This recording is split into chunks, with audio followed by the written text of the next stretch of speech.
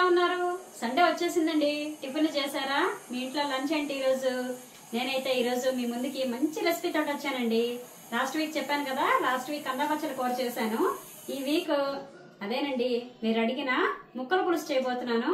మరి అది ఎలా చేయాలో, దానికి ఏమేమి పదార్థాలు కావాలో వచ్చేయండి చూసేద్దాం.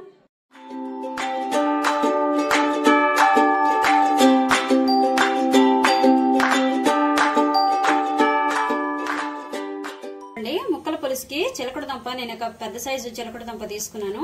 చిన్న దుంపలు దొరికితే గనక మీ ఇష్టం, మీరు తినాలనుకుంటే కొంచెం ఎక్కువ వేసుకోవచ్చు. ఒక 4-5 దుంపలు వేసుకోండి చిన్న సైజు దొరికితే గనక. చూడండి, సొరకాయ సగం ముక్క వేసుకుంటున్నాను, ఇందులోని సగం ముక్క వేసుకుంటున్నాను, చిన్న ముక్కలు తరుక్కుంటాను.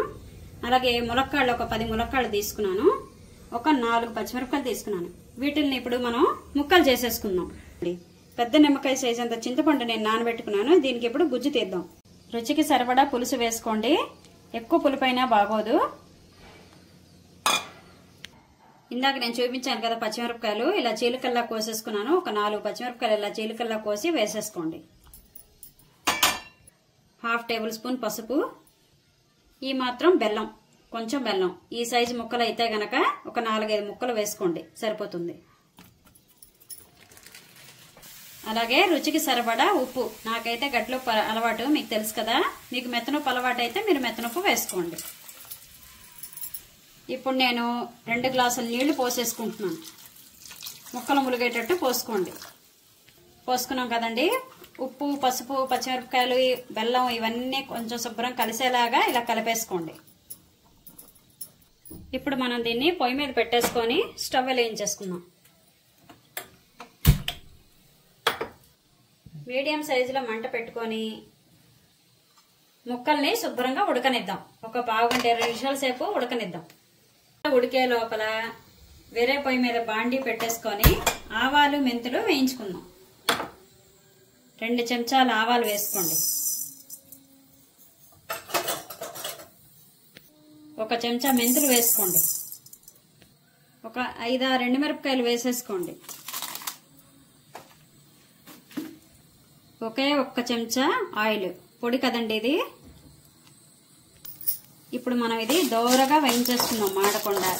పులుసుల్లోకి, సాంబార్కి తప్ప మిగతా పులుసుల్లోకి ఈ పొడి అయితే కంపల్సరీ అండి. పచ్చల కూర పులుసుకి, ముక్కల పులుసుకి, అలాగే తోటకూర పులుసుకి, వీటన్నిటికీ ఈ పొడి వేస్తేనే రుచి చాలా బాగుంటుందండి. బచ్చల కూర పులుసు కూడా రెసిపీ చేసి ఫుల్ వీడియో పెట్టాను, మన ఛానల్లోకి వెళ్ళి చూడండి.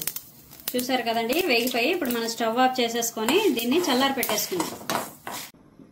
ఆవాలు, మెంతులు, ఎండుమిరపకాయలు చల్లారిపోయిందండి. ఇప్పుడు మనం ఇది పొడి ఆడించేసుకుందాం. చూడండి, పొడి అయితే ఆడించేసుకున్నాము. ఇప్పుడు మనం ముక్కలు ఉడికేలేదో చూద్దాం రండి. చూసారు కదా, ముక్కలు చక్కగా ఉడికిపోయాయి. ఇప్పుడు మనం ఏదైతే పొడి ఆడించుకున్నామో అది వేసుకుందాం.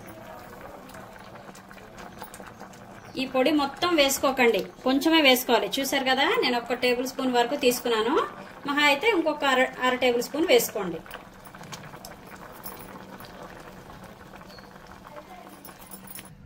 ఇప్పుడు ఒకసారి చక్కగా ఇలా కలుపుకోండి.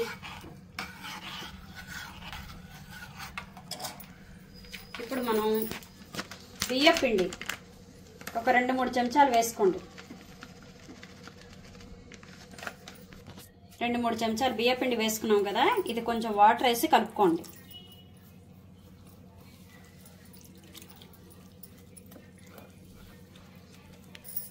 ఇప్పుడు ఈ బియ్య పిండిని పులుసులో పోసేసుకుందాం.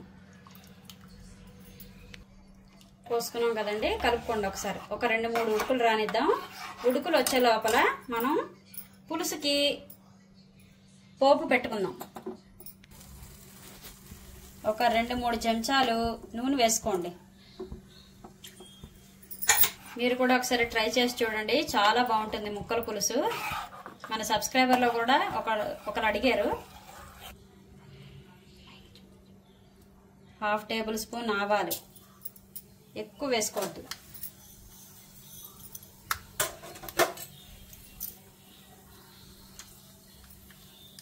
కొంచెమే మెంతులు, ఒక 2 మెంతులు వేసుకోండి, ఎక్కువ వేసుకోవద్దు.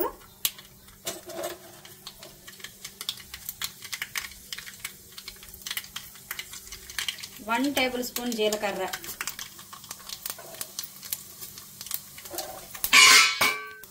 1/2 టేబుల్ స్పూన్ ఇంగువ,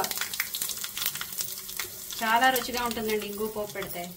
3 ఎండుమిరపకాయ ముక్కలు ఇలా ముక్కలు చేసి వేసేసుకోండి.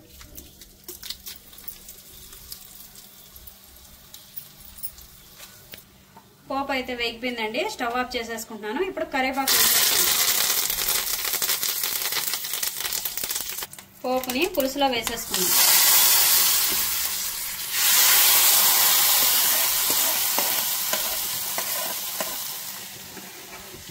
చూసారు కదా, బియ్య పిండి పెట్టాక చిక్కబడిందండి. ఈ మాత్రం గరిటజారుగా ఉంటే పులుసు బాగుంటుంది. ఇంతేనండి, మీరు అడిగిన ముక్కల పులుసు తయారైపోయింది. మీరు కూడా ఒకసారి ట్రై చేసి చూడండి, చాలా బాగుంటుంది. అలాగే హెల్త్ కూడా చాలా మంచిది. చిలకడ దుంప, ములక్కాడ, సొరకాయ అన్నీ పడతాయి కదా, బాగుంటుంది. మరి ఈ వీడియో కనుక మీకు నచ్చినట్లయితే నా ఛానల్కి లైక్ చేయండి, షేర్ చేయండి, సబ్స్క్రైబ్ చేసుకోండి, అలాగే సపోర్ట్ చేయండి. నెక్స్ట్ వీక్ మంచి రెసిపీ తోటి కలుస్తాను.